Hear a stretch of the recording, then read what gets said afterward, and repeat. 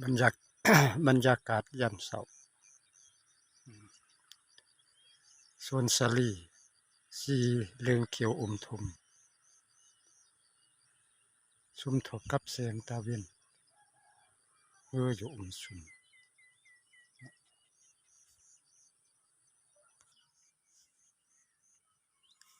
สาลีกำลังมาเนี่ย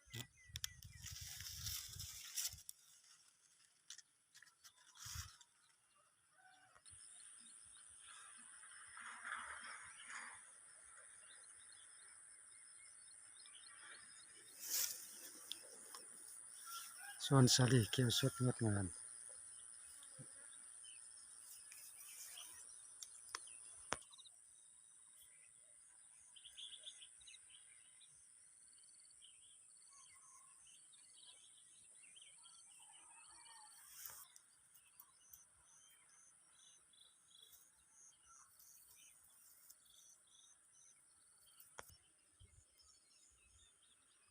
สวนยา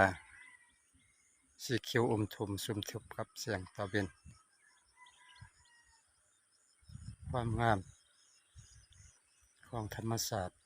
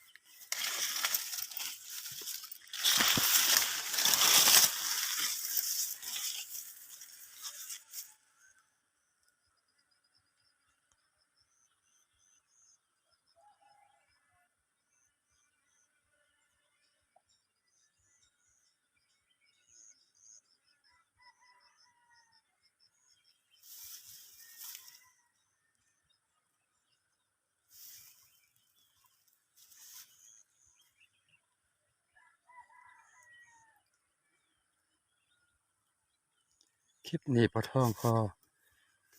ปิดไว้เท่านี้ก่อนโอกาสหน้าค่อยพบกันใหม่นะ